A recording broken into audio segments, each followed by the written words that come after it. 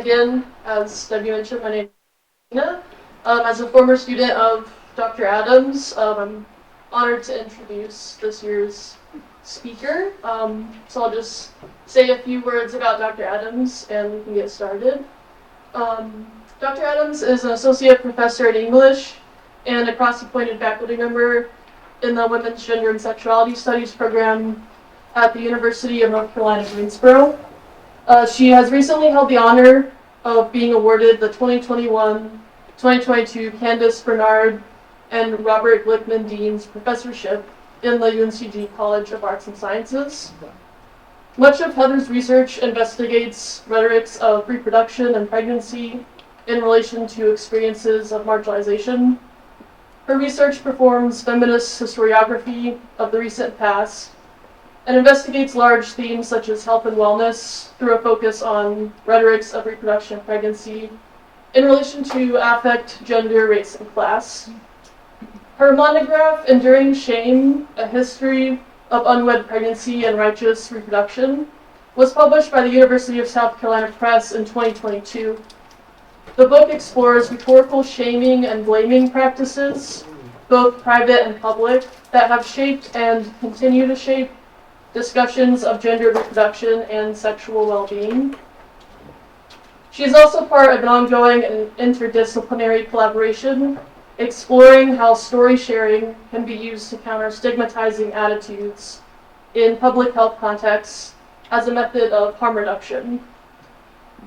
Heather is currently co-editing a collection with Dr. Nancy Myers entitled Inclusive Aims, Rhetoric's Role in Reproductive Justice, which is under advanced contract with Parlor Press.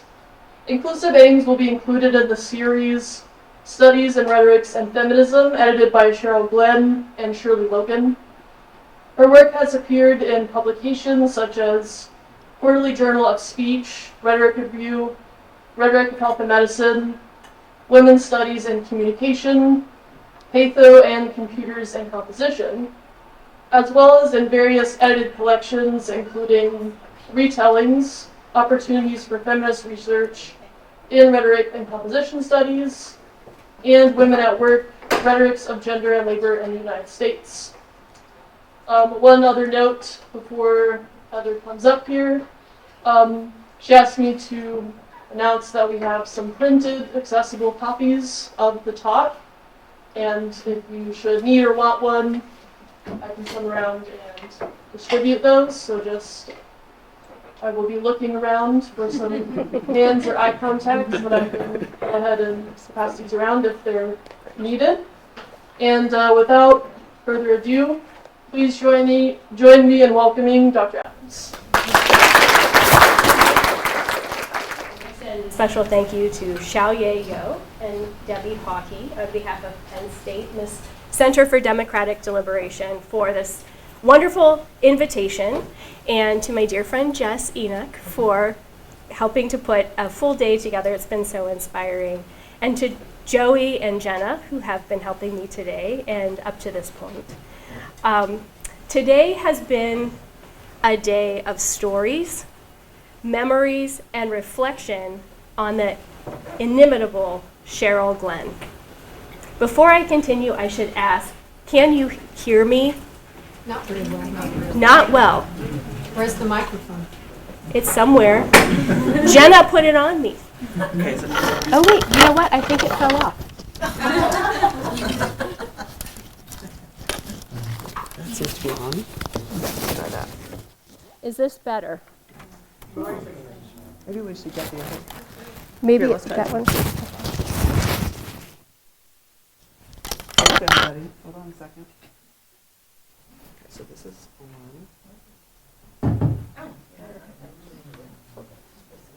Yeah, sure. Is that better? Okay. Let me start with that last sentence again.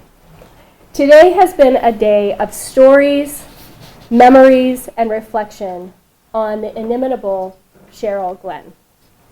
I met Cheryl in 2007 when I was studying at the Breadloaf School of English. I was so eager, and I was quite fragile.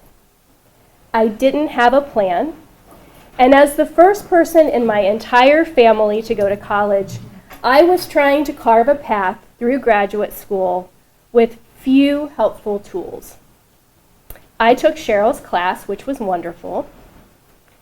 And one day, behind the Bread Loaf Inn, she took me aside and she held my arms and she looked into my eyes and she said, "I hope you will apply to come to Penn State. I see something in you." And I had seen something in her, in class, outside of class, in the dining hall, over in the corner, when other people were doing other things, working with a student, taking time to help them with their writing, help them with their teaching. So I did apply to Penn State. But first, I graduated from Bread Loaf. This was in Santa Fe. And I am happy, I think you can tell from this picture. Cheryl has meant a lot to my family, to my husband, Chris, who's here, to my parents who are in this picture. And Cheryl means so much to me, and John means so much to me. I think, John, you were taking the picture, or maybe it was Alfredo. My dear friends, such a wonderful time. And I listened to Cheryl a lot. And so this was my first day at Penn State. Aww. I was so happy. Did Cheryl make your skirt? No, but I remember being like, what am I going to wear to go to Cheryl's office for the very first time?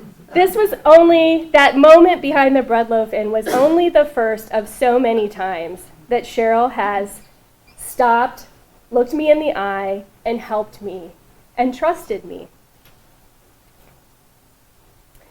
There's more I could say, but I'm just going to stop there. With the final note that giving this talk, it is truly an honor.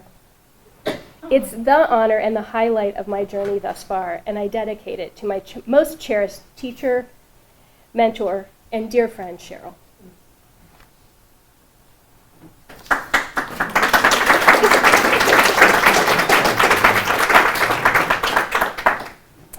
In rhetorical feminism and this thing called hope, Cheryl provides astute arguments about women's rhetorical efforts and wisdom, past, present, and into the hopeful future.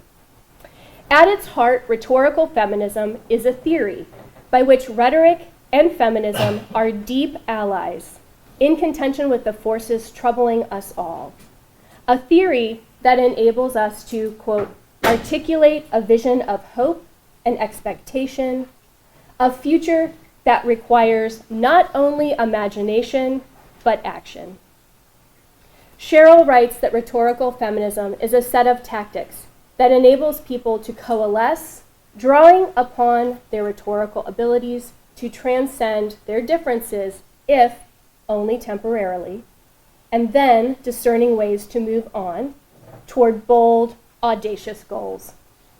Our goals are so often recognizable, such as addressing the astonishingly high rates of death in the U.S. among birthing people of color and intervening on our gun violence crisis.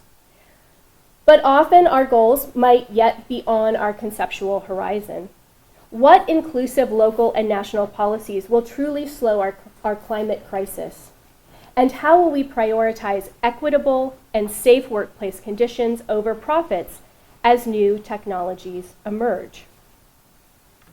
Rhetorical feminism, the hopeful promise that public and private language use can be a means to create a different kind of world characterized by a different set of practices and values, ones that establish eudaimonia, the greatest good for all human beings.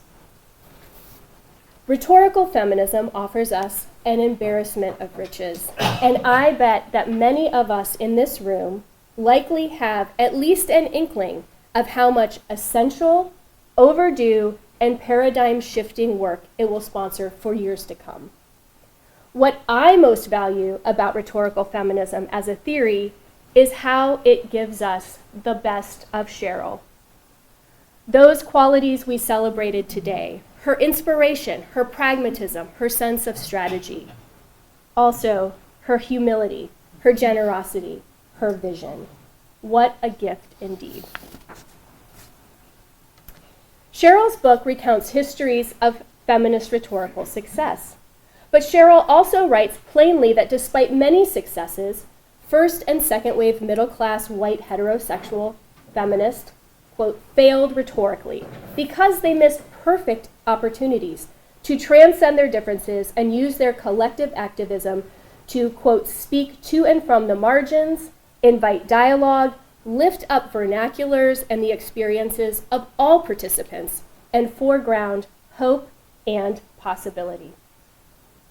Being open to understanding is only a first step toward change, however, because according to Cheryl, openness so often has been a stance without an informed view. My primary focus now in my research and in my teaching is to respond to Cheryl's call to pursue how to, quote, use rhetorical feminism more effectively. And I'm doing so through practices of hopeful advocacy. Advocacy is work that requires us to shore up our emotional energies, those that buoy us and those that spark our deepest concern, and then release that energy into hopeful and purposeful use of our rhetorical faculties. We must funnel our urgent desires into efficacious doing. Listening, bearing witness, identifying, considering, contextualizing, strategizing, and always speaking and writing for specific aims and with particular intentions. As we rhetorical feminist advocates lift our voices, we must hone techniques for heeding Cheryl's call to engage with those whose lives are different from our own by suspending differences and hierarchies, even if only temporarily. The work of hopeful activism, if we remain open and pursue perspectives and possibilities beyond our current view, is work that demands interrogating how we can use rhetoric for the greatest good. For me, this work involves both listening anew, but also returning to my rhetorical roots. Namely, I can join my reading of Cheryl's scholarship with a rereading of Kenneth Burke. Here at Penn State, Burke is in our DNA. So many of us, especially those of us who studied Burke around a seminar table with Jack and Debbie, will be familiar with Burke's lifelong work to understand identification and disidentification, discord and concord, as the very stuff, the very heart of rhetoric. And in Cheryl's words, this seeming impossibility, discord and concord meeting on the human tongue, presents a paradox we cannot overcome, yet is one we can work to address. Burke recognized the power of language, including stories, to spark perspective. Stories point us to the recurring parts of our human experiences, and this is why Burke refers to their, quote, active nature. Storytellers size up life and name situations that are familiar and unfamiliar to us. For Burke, stories both articulate and exceed the particular truths that they convey. Our job then is to understand how stories can serve, in Burke's words, as strategies for dealing with situations, as equipment for living. Tonight then, I turn to stories of reproductive injustice, asking us to listen and think through these stories as equipment for informed advocacy in the name of eudaimonia. Stories can be advocacy method if we leverage their ability to deepen our knowledge of exigencies and context, that is, to pair our openness with a broadly informed view. Additionally, strategically gathering a repertoire of reproductive justice stories, a repertoire informed by Burke's sense of what an intentional grouping can do, is an urgent, if seemingly indirect, way to broaden our sense of rhetorical reproductive possibility. Rhetorical engagement with such stories facilitates informed openness and cultivates opportunities for mutual trust. In these ways, stories of reproductive justice can function as both invitation and critical precursor for the mutual participation Cheryl encourages us to pursue. So let's watch the first story I want to share tonight together.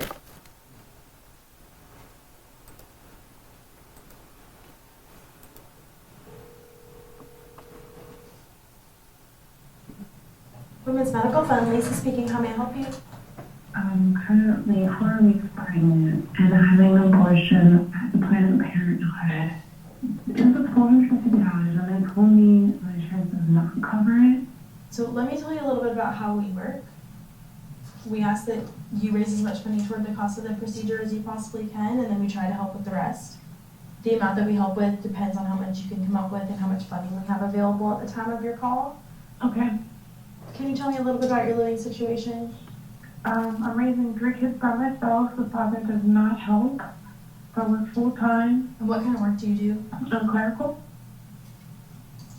All right, and so how much do you have set aside for the procedure as of now? I have $125. That's my savings. Okay. And have you spoken to the other person involved in the pregnancy? Are they able to help you out at all? They want nothing to do with me. Is there anyone else in your life, like any family or friends or maybe coworkers that you're able to borrow anything from before next Thursday? I might be able to get like $50 from my mom, but that's it. So that's about $175, and that's a really good start, but it leaves $275, which is unfortunately more than we can cover for today. Do you have other ideas about how to raise money for the procedure? I'm not gonna be able to do anything more than that. I mean, I'm gonna. This is the only option.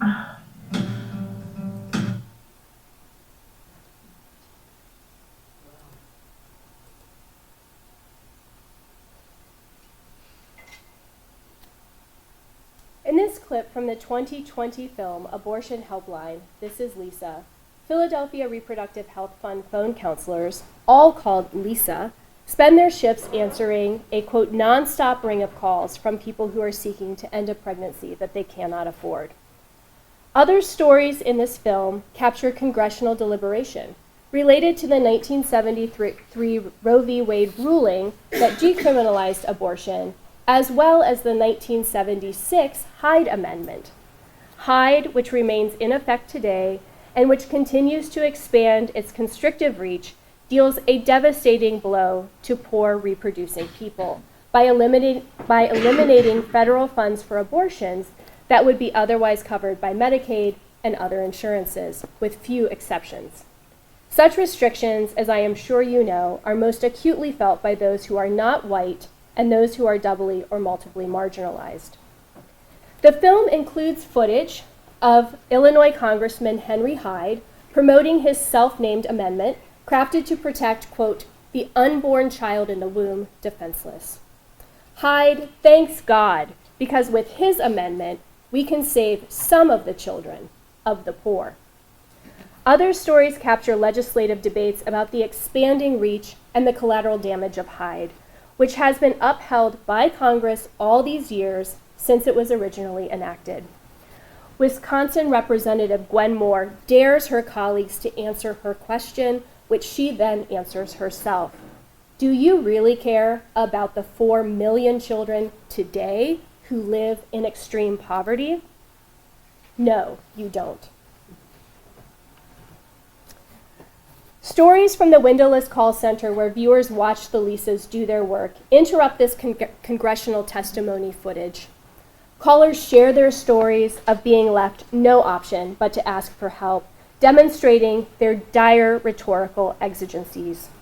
One has just lost her job and won't be able to pay her rent this month, much less cover food and utilities. Another answers yes when asked if she's in an abusive relationship, and no when asked if she had consensual sex. A very young caller struggles to convey a technical diagnosis from a doctor. Her pregnancy is not viable. She is left requesting funds to cover this urgent and life-threatening care. The calm and measured Lisas cobble together case notes as they assess for each caller how many dollars are justified from the daily allocation. We see the ultimate zero-sum game that is reproductive care. Abortion Helpline brings front and center poor people's stories and the ones that never make headlines, thus exposing the bleak reality of so-called reproductive choice. The film makes evident a staggering imbalance of power and the effects of rhetorical inaction. Yes, poor people's individual stories enable some of them to secure meager funds in a time of crisis. But who listens to these collective stories, and what do those listeners do? So far, these stories remain unsuccessful in overpowering an unjust law. Significantly, the stories from the film all take place before 2022 and the overturn of Roe with the Dobbs v. Jackson Women's Health Organization decision. Indeed, stories remain essential equipment for living, especially when it can feel like we live at the whim of elected officials who have consolidated power and whose reproductive agenda is regressive and unjust. Our post-Roe world keeps us scrambling to make sense of what is happening and what threatens to come. As I write this, North Carolina legislators have introduced a near-total abortion ban with concomitant threats to physicians, such as revocation of their medical license, fines per violation starting at $100,000, and potential life in prison. In addition to an abortion ban, Florida has proposed allocating $25 million to anti-abortion centers. Idaho's Republican lawmakers are also playing doctor and defining abortion, and physicians are fleeing that state in droves. And as I write this, I didn't look at the news today. We await the Supreme Court's ruling to a federal judge in Texas invalidating the Food and Drug Administration's approval of the abortion drug mifepristone. I could go on. Elected officials such as those of the Texas Freedom Caucus and the anti-abortion activists like Jeannie Mancini, now unrolling a robust post-Roe agenda, are all extending a decades-long grassroots campaign in the U.S. against legalized abortion. These conservatives draw upon righteous and uninformed stories that capture their own sense of eudaimonia, one that privileges the life of the unborn at the expense of the living. This version of eudaimonia is goaded by a righteous sense of perfection, based most fundamentally on sexual purity and hierarchy. Anti-abortion leaders and judges, including those in state and national office, are intentionally constructing durable regimes of reproductive control. Legislating against the needs and desires of reproducing people is, after all, rhetorical. For instance, this agenda involves redefining what counts as abortion, nearly any act of care, no matter the medical emergency. It also involves naming everyday activities, like going to the post office to pick up medicine, as criminal acts. And those in power craft the dire consequences for so-called criminals, such as reproducing people, their physicians, and even the Uber driver who gives them a ride to a clinic. According to the advocate Jill Filipovich, the anti-abortion movement is redefining reality by radically reshaping our understanding of human life, pregnancy, and parenthood in ways that oppose scientific consensus as well as anything human beings have believed for most of human history.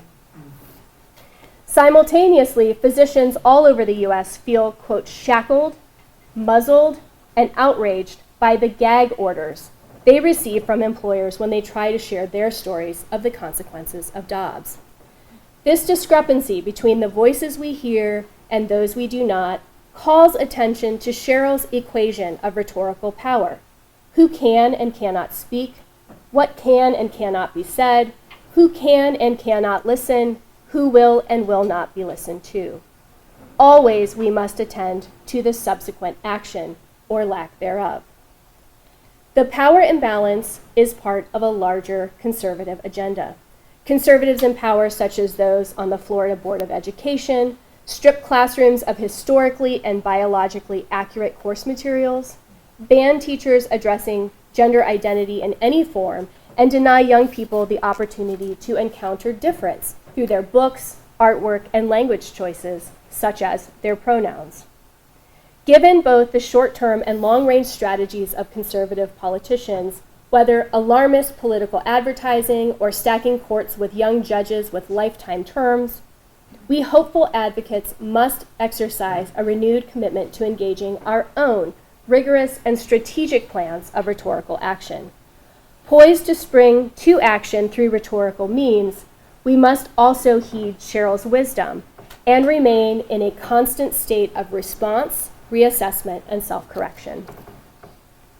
In terms of reproductive politics, this activism means centering reproductive justice, a theory that fosters the alliance building we need at this moment. Reproductive justice was developed by many women of color activists, thought leaders in the later 20th century. The Combahee River Collective, Dorothy Roberts, Loretta J. Ross, just to name a few of its numerous architects. It's a theory of change that crystallized in a statement sponsored by the Atlanta-based collective Sister Song. Reproductive justice centers 3 tenets. Number 1, the right to have a child. Number 2, the right to not have a child. And number 3, the right to parent children in safe and dignified environments. These principles, stated as foundational human rights, are meant to encompass the many rather than the few, and they call in the young and the old and all of those in between. These principles uphold the values of dignity and safety and self-determination for all reproducing people, regardless of identity. As activist and cultural critic Mikki Kendall encourages, reproductive justice, quote, includes the entire spectrum of choices surrounding every stage of reproducing people's health, reproductive and otherwise. Importantly, reproductive justice advocates distinguish their movement from previous ones by decentering abortion as the exclusive concern of reproductive rights, and instead understand abortion access to be one aspect of a more inclusive and just agenda. Let me be clear about how this movement is purposefully distinct from more dominant activist efforts toward ensuring reproductive rights.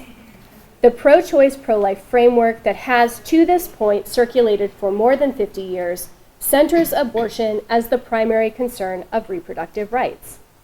The binary upholds choice as a matter of privacy and individual responsibility, a very convenient focus for cisgender and heterosexual white women, but one that simply has not made a place for other realities of reproductive injustice and oppression. Reproductive justice activists have long known that a more robust and fully representative way of speaking to the lived struggles of reproducing people is needed, not only to name those struggles, but to point a way forward, to clear pathways, and to name inclusive aims for real action and change. There's so much more I'd like to talk to you about in relation to reproductive justice and a theory of change that I'd be happy to address in the Q&A. But for now, let me focus on several points. As I explain in Enduring Shame, reproductive justice relies on the power of stories to reach listeners and induce identification. Reproductive justice also resists closure and remains rhetorically nimble and receptive to reassessment. And this position is much like the resistance to mastery and certitude that Cheryl has long helped us feminist rhetoricians value and practice through her mentorship, her teaching, and certainly her scholarship. Reproductive justice pivots away from limited rights, such as privacy, and negative rights, such as freedoms from interferences, to focus instead on positive human rights, or freedoms to act with sovereignty and public support. Crucially, this enables its proponents to operate rhetorically from a logic of justice being an appropriate and inherent right for all people, instead of a legal right that can be granted and rescinded at the whim of those in authority. Adopting the broad vision of reproductive justice might sound straightforward in theory, but is more difficult to put into action. This challenge is acute when our engagement with reproductive justice presses us to grapple with the complexity of advocating toward the goal of the greatest good for all people.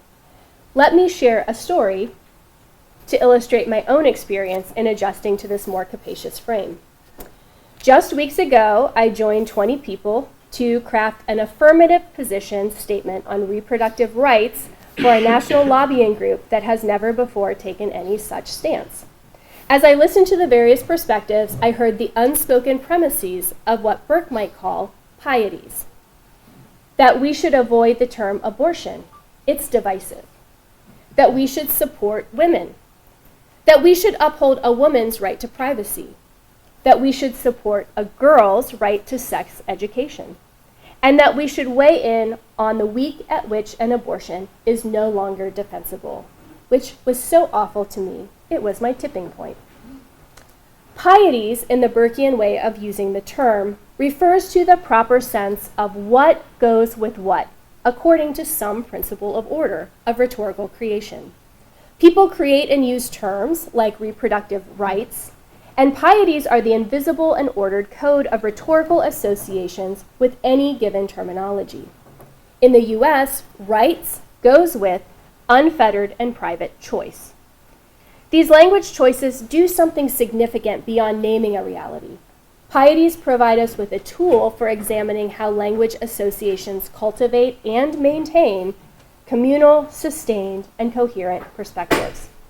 Said another way, word choice is symbolic action. It contributes to cultivating or maintaining a collective sense of reality. Avoiding the term abortion, then, is not just a cautious word choice. Instead, it made sense to this group because they believed that by not naming a thing, we exercise control over it. The term abortion goes with political division and thorny moral issues, so it should not be spoken. By not using that word, our silence goes with a desire for justice.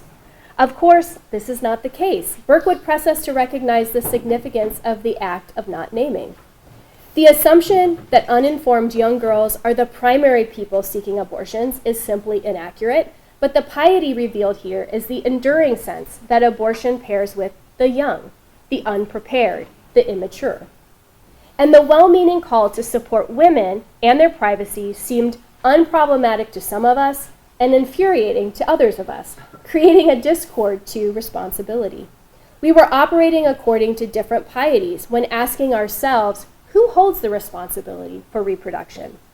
Finally, after some 30 minutes of deliberation, mostly by the non-reproducing people in the room, there was a call to identify what was missing, and I spoke up. What is missing is trust, that we as advocates trust reproducing people to make the best decisions for themselves with the support of physicians and in dialogue with those who care for them and know their situations.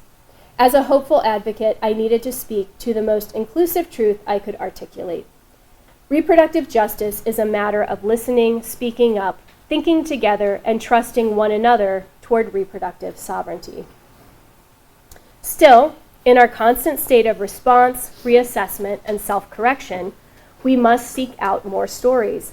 And as I have been thinking about reproductive justice's reliance on stories, I have been, as Christina mentioned, co-editing a collection in which 11 scholar activists share stories of reproductive concern, a project that Nancy Myers and I consider to be an act of coalition, responsibility, and hopefulness.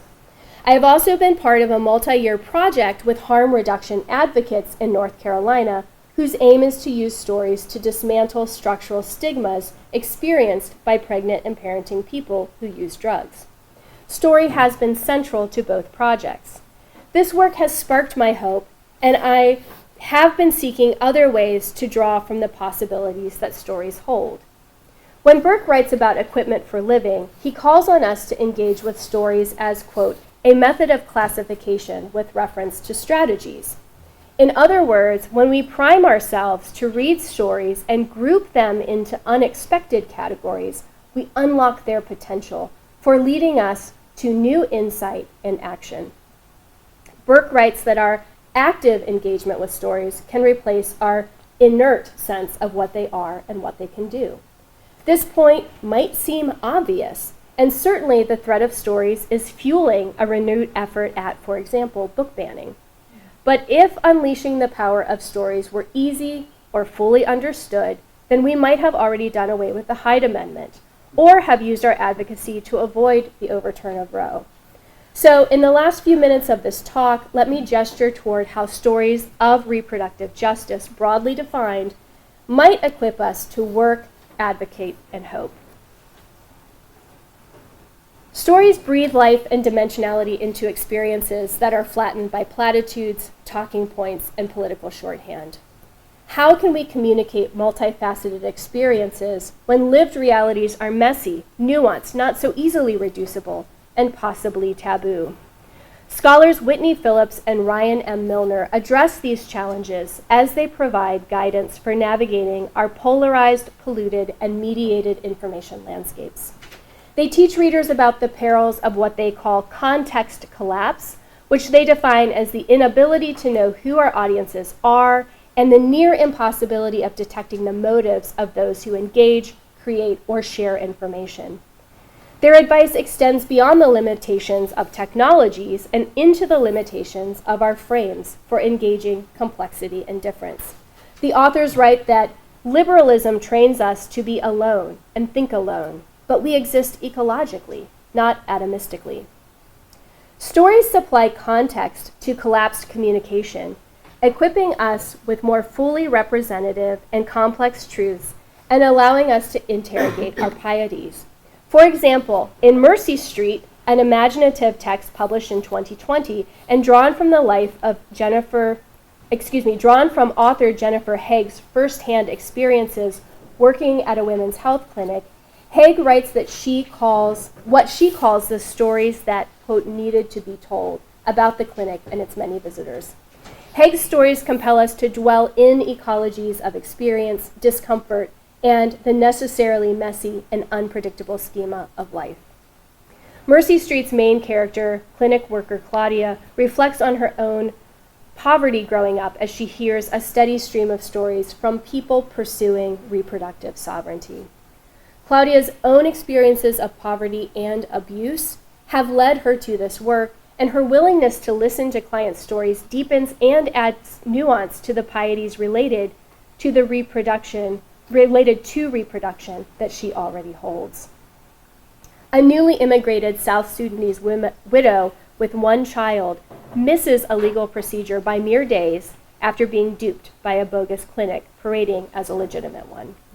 Shannon, who overdoses in a gas station bathroom and is taken to a hospital, learns that she is pregnant.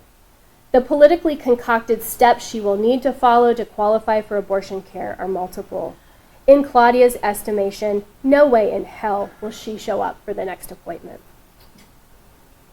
A novel that holds so many stories of reproductive justice, Mercy Street counters context collapse by inviting readers to experience a range of emotions and realizations by conveying the everyday architectures of control, by laying bare the daily, then lifelong effects of hierarchies of power. By illustrating these ecologies of injustice, readers are forced out of easy positions and into the work of responding to the realities of reproduction. Haig wrote Mercy Street because, quote, reproductive justice is one of those subjects everyone has an opinion on, but most people are ill-informed about. Stories function too as mechanisms for identifying the persistence of injustice across time, place, and experience. Here are a few of my growing repertoire of reproductive justice works. Dolan Perkins Valdez's Take My Hand calls on readers to reckon with an actual historical event, the involuntary sterilization of young Minnie and Mary Alice Ralph in Alabama in 1973. Valdez invites new generations to grapple with the knowledge of systematic, coercive sterilization practices and to consider their ongoing and far-reaching effects. The story explores how birth control, a boon for people who want to control their fertility, has historically been used as a tool of eugenic control directed upon the most vulnerable. Perkins Valdez imagines from the, quote, silences she encountered in the historical archives to construct the experiences of an idealistic young Black nurse working at the Montgomery Clinic who is nevertheless conscripted into these dubious activities. Pat Barker's Union Street takes readers into the world of Lisa Goddard, pregnant, poor, and unsupported by an abusive partner with whom readers are forced to spend a troubling evening.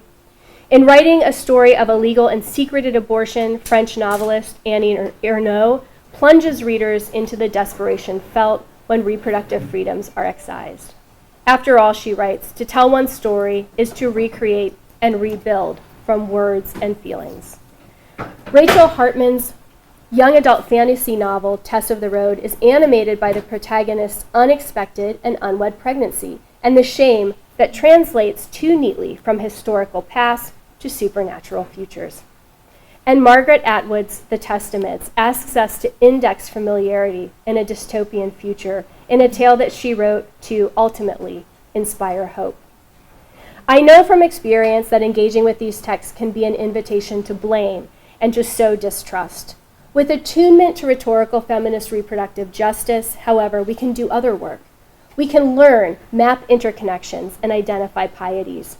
We can also assess if the story is good, relying on Arthur Frank's definition of a good story, one that refuses denial and thus stands against social pressures.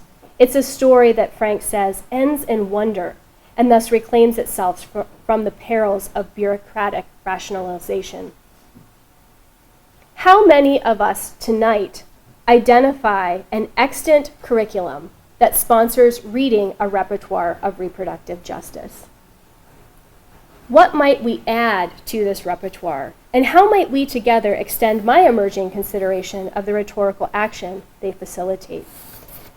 No matter the provenance or shape of stories, I trust that we can engage them as mechanisms for recognizing people, in the words of the Combahee River Collective, as levelly human.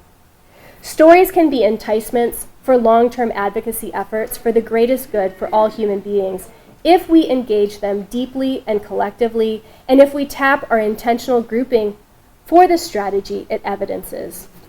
As Cheryl explains, rather than delivering a tattoo of claims powerful enough to influence, if not overpower, an audience, a rhetorical feminism of understanding is multifaceted and multi-phased, allowing time for all sides to listen, keep silent, consider, and weigh.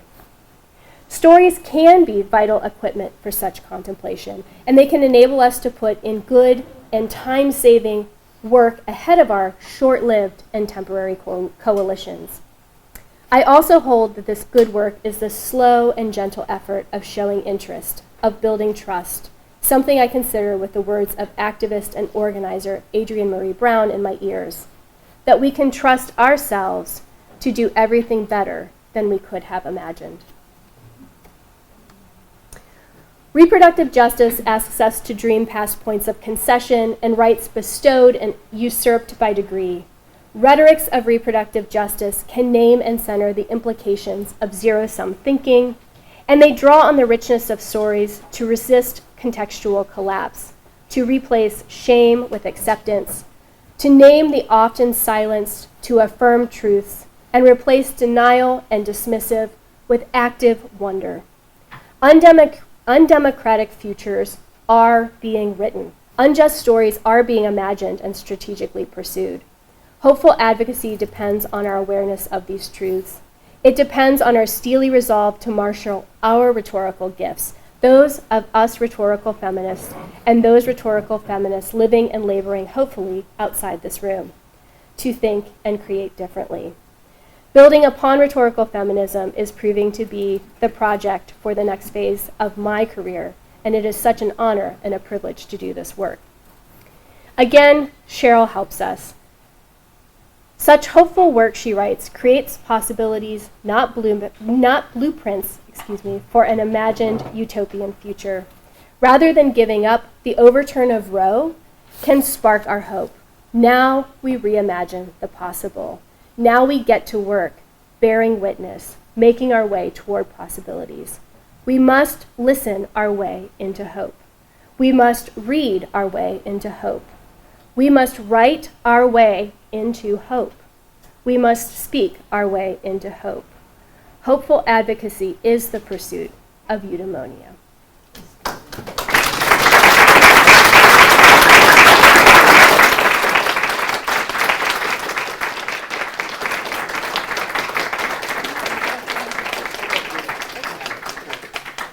Okay, so we do have time for questions, and I'm going to exploit my chair and ask the first one, which is, while people are thinking of questions, to ask you to maybe think with us about the safety of some of these genres, right? Like fiction and history. I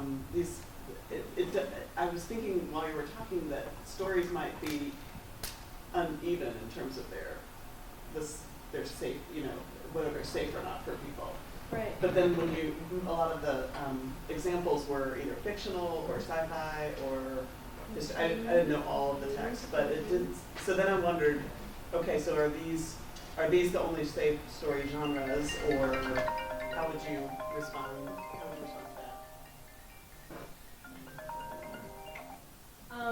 that?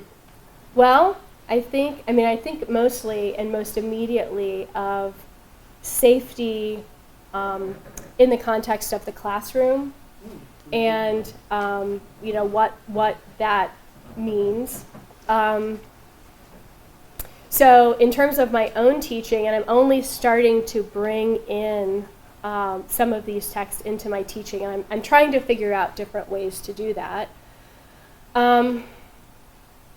I think that it's a matter of when there is potential unsafety, it is a responsibility for us to frame the possibility of engaging with these stories. And I think that can extend. I'm hopeful that some of the work that I'm doing and some of the work I'm doing with Nancy Myers is work that's not in kind of the class proper, but in kind of, other spaces of collaboration that might be a little bit more public, but can be in conversation.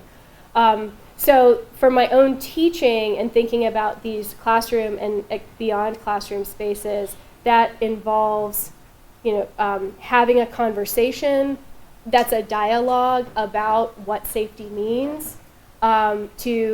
I'm thinking about writing, reading I've been doing with my students in my graduate class this semester on medical rhetorics and medical stories about the perplexing genre of things like warnings or warning labels, and how there's so much assumption about what that does, and it's really very complex. So opening up a space to have a talk about safety, and then I'm just starting to kind of deepen my understanding of somatics as a place of responding, thinking about how our bodies are responding to different stories, and so that framework feels like it's. I feel not entirely safe in a state that is. I have tenure now, so. Hooray. But it's not an easy thing to even think about moving in this direction. So I guess opening up that space for contemplation, and I'm answering your question, Debbie, about the term safety in the way that I've most fully been thinking about it, and I think that there are other ways to think about that term, but having that conversation. And it's also interesting, like Ernaud's work is, autobiographical, but also slips out of that. And of course, Cheryl's always. Many of us have been talking about the challenges of kind of accuracy. So I think that imaginative space opens up some possibilities. Yes, please. And then, how do you make these stories resonate in a fundamentally divided society like we are in this particular moment? There are stories everywhere. There are stories in Congress. There are stories on MSNBC. There surely are stories on Fox News.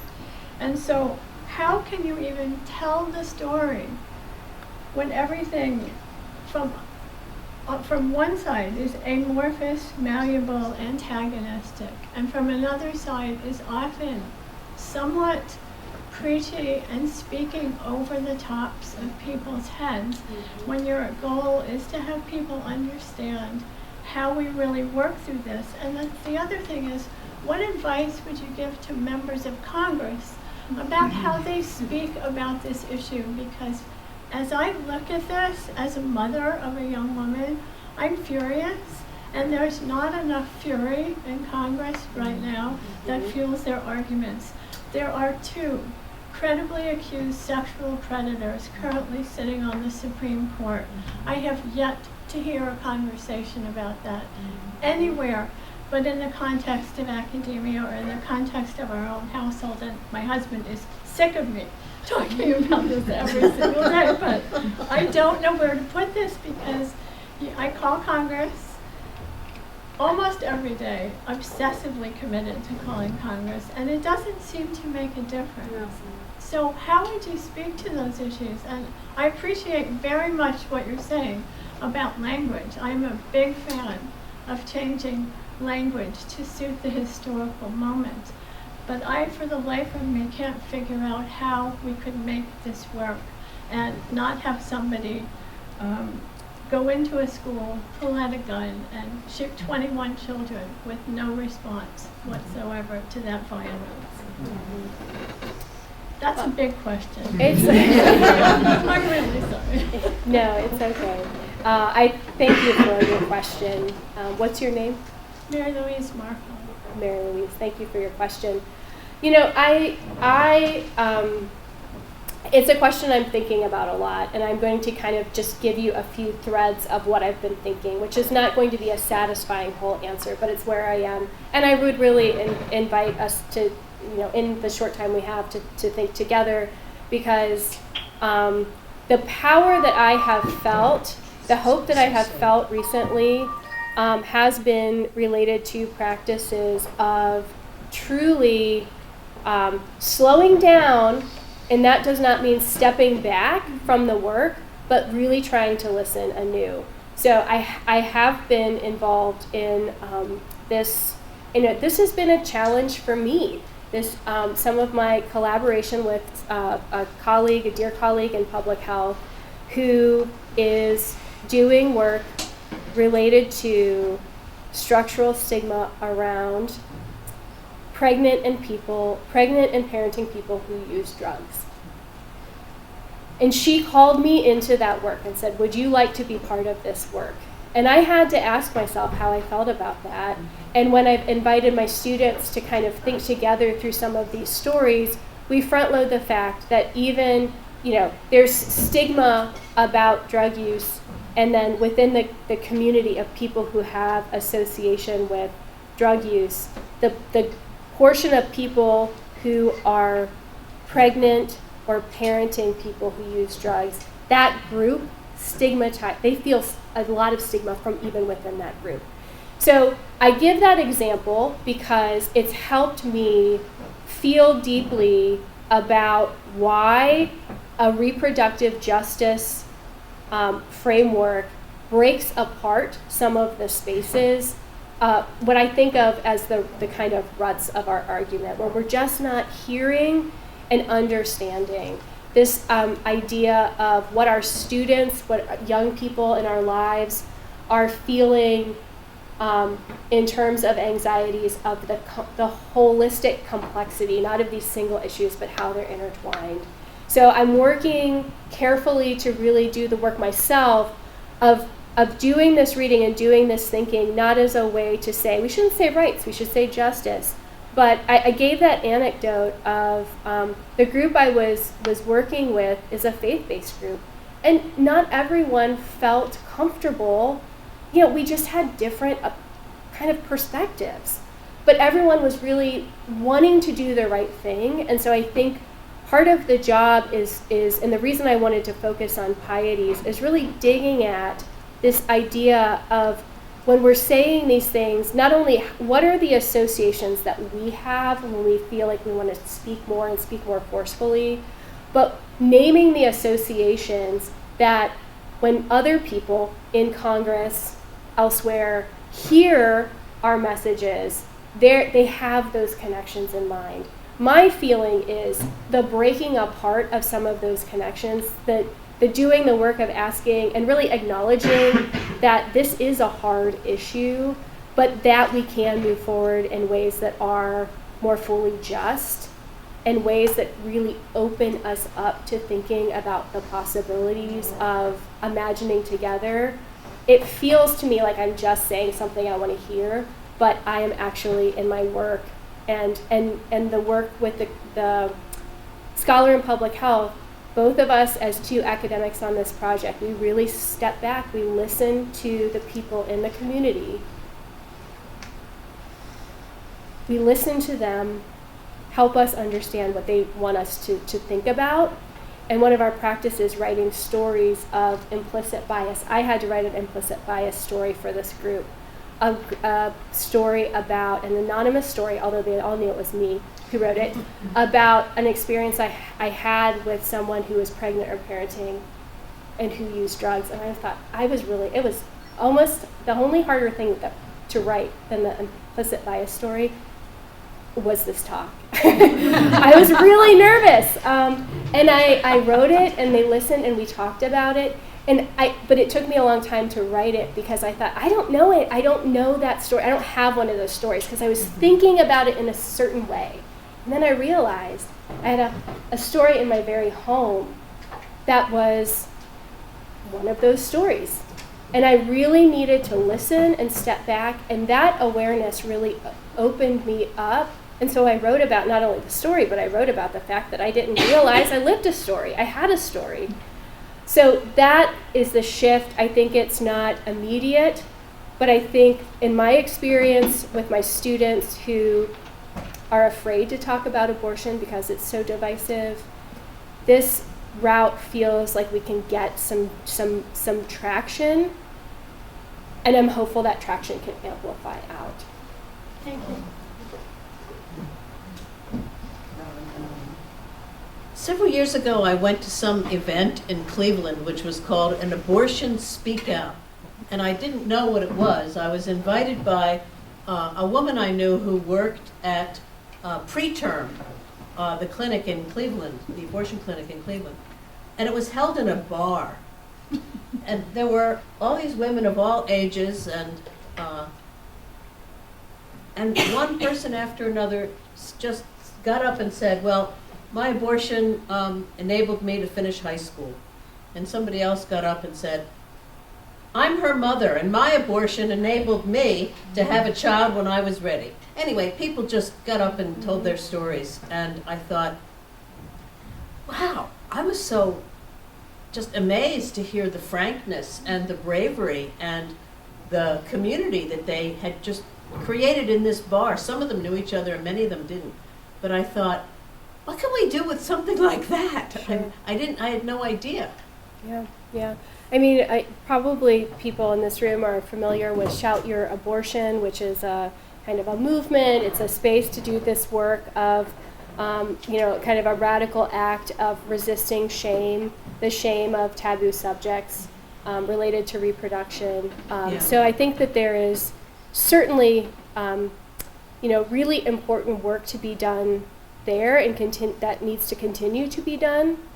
I'm also reflecting on, as I'm working on our final revision of the edited collection, Inclusive Aims, one of the pieces of work that we're doing as editors for this collection is asking everyone to, take a final pass at their chapters now that Dobbs is in effect. And one of our scholars who is writing from a position of making claims about the black maternal health crisis as an act of violence, of systematic violence, said, she really resisted that move because she knew that I interpreted her resistance as an effort to center abortion about something that she felt fit into reproductive justice, but that wasn't her focus. She wanted us to think about something else. She wants her readers to think about something else. So I offer that. It's been something that I've been really thinking about because, my reading of the editorial advice was, update with Dobbs across the collection. I said, of course. And then I really needed to listen to that scholar say, I don't want to do that. Mm-hmm. And I think we need to respect that. And so Nancy and I are writing about that. So I think we need to, I'm just offering that anecdote as a way of saying, yes, more of those stories, and also asking ourselves, when we amplify those stories, how might that be reproducing some of those senses of the pieties of, this is a good fit for everyone in a way that denies these histories or the complex feelings.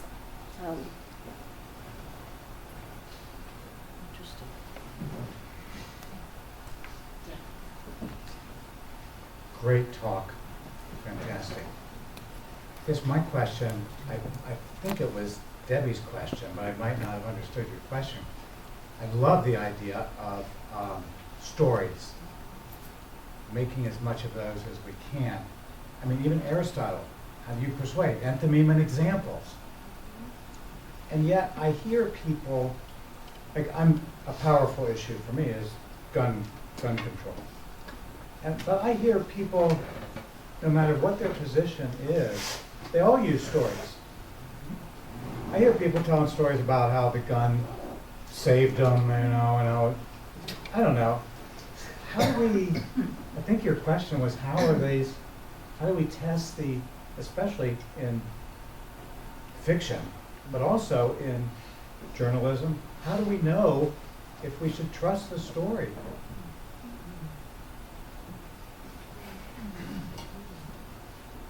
It's a good question, Jack. I mean, you could help me think about this. I'm going to email you so we can keep talking about work. I have no idea. But, well, I mean, I guess I'm thinking about, I read Equipment for Living. I really revisited it, and I thought about, is there a piece of it that does translate to what I'm doing, even though Burke in that particular essay is, kind of up to a different project.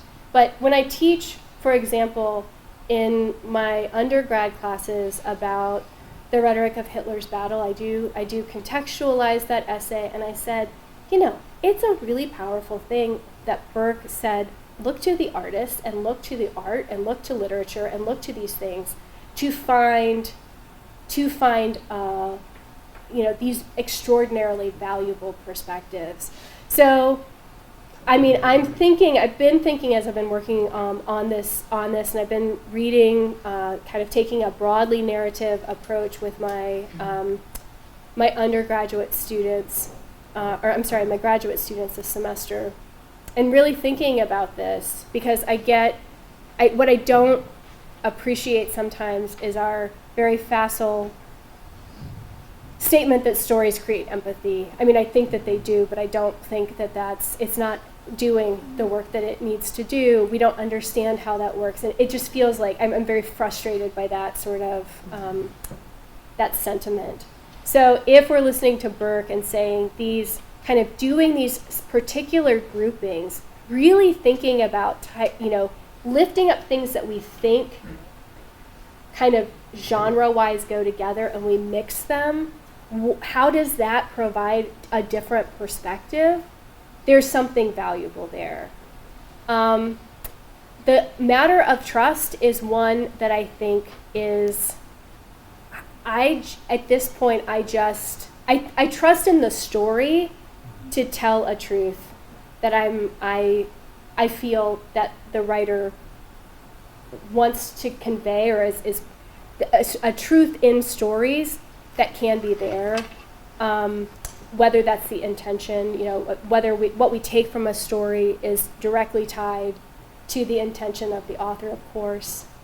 I feel like we need to do more trusting and listening, and kind of what I'm realizing I'm wanting to do is this kind of unintentional grouping to make these connections. That's a big part of the reproductive justice theory of change, is that there needs to be more public understanding, more full understanding of how things that we do not think go together are actually connected, and that we need to continue to explore and be open to new connections. One of the things I love about the reproductive justice theory of change is that thought leaders refer to it as an open source code. They invite young people in because they say, if we feel like we have learned everything, we are missing the opportunity to invite more voices in, and the situation is going to change.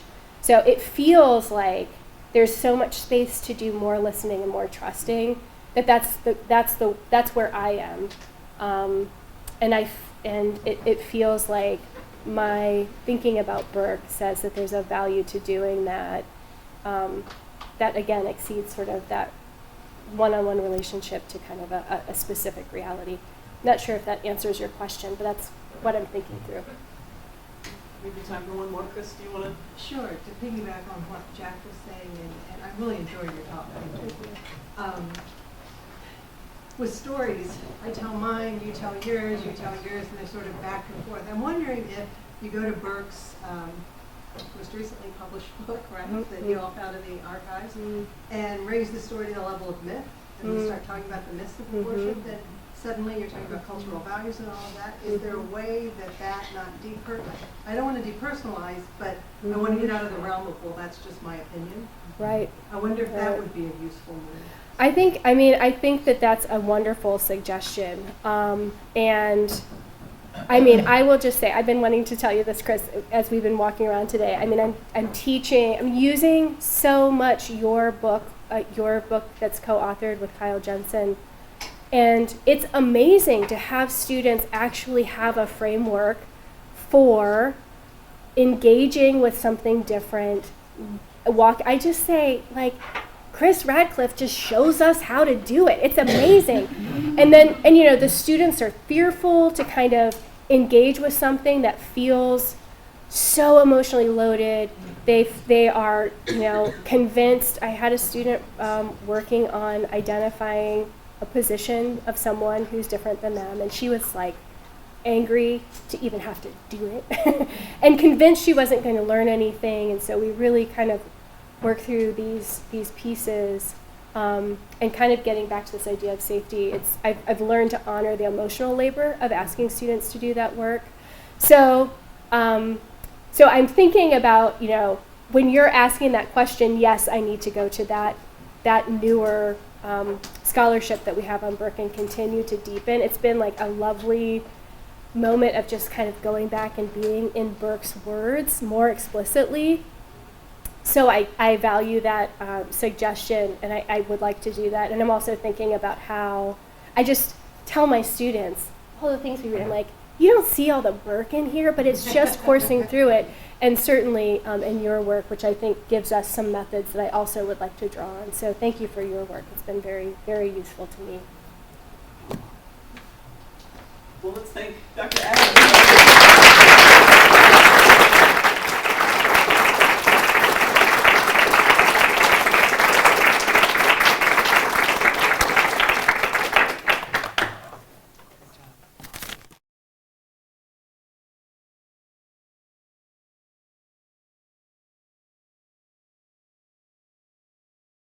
Prize for the, what would we call it, most compelling, I don't want to say best because I think they're all great, right? The Kenneth Burke Prize in Rhetoric for an essay submitted by a graduate student. And Dr. Pamela Van Heitzman is going to come make this announcement. We do it Oscar style. Yeah, there's music. We'll cut off the person doing the speech. No, I'm just kidding. I kept it to one page now. No. There you go. Good evening. I am delighted to announce this year's annual Kenneth Burke Prize in Rhetoric, especially this year, especially on this day, celebrating you, Cheryl. Thank you. I want first to acknowledge my partner in enjoying the essays, Jack Seltzer, who even in his retirement was a wonderful co-reviewer and generously offered his time. And our task was not easy. I'm sure that no one here will be surprised to hear that Penn State graduate students submitted a number of award-worthy essays. Jack and I read about stigma and risk communication of smoking prevention campaigns and the celebritization of Dr. Fauci as a form of risk communication, about contact between academic and commercial rhetorical education, and polarizing discourse and first-year composition pedagogies. We read about anti-racist genre resistance as a coding strategy to counter race evasiveness, and the Equal Justice Initiative's theory of social change, truth, and reconciliation, about the myth of rugged individualism in presidential rhetoric. Needless to say, the vibrancy of rhetorical studies is alive and well across our graduate student community in English and communication arts and sciences. From these essays, the 2023 annual Kenneth Burke Prize in Rhetoric goes to Rugged Individualism Revisited, Herbert Hoover's Presidential Qualifications and the 1928 Election, written by Brandon M. Johnson. Brandon, could you please join me for a moment?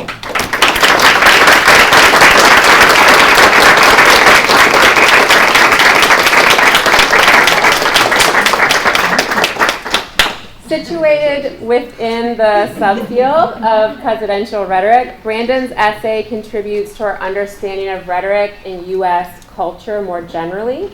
And the essay demonstrates historical resourcefulness, fine writing, and a commitment to taking seriously a variety of primary sources.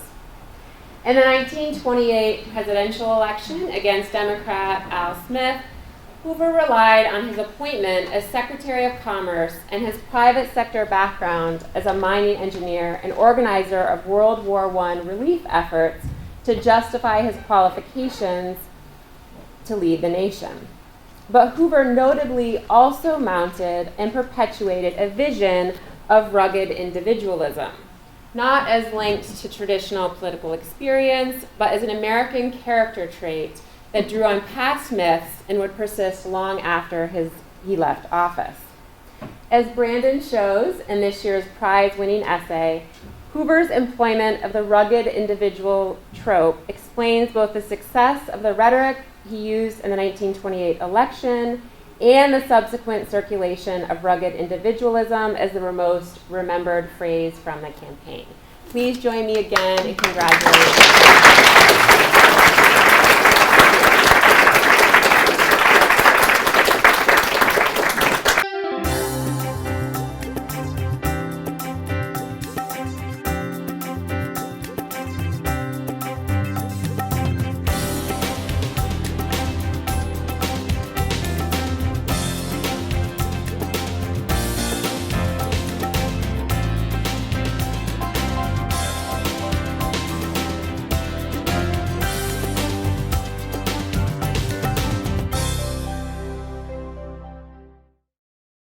You're watching CNET, Center County's Government and Educational Access Network.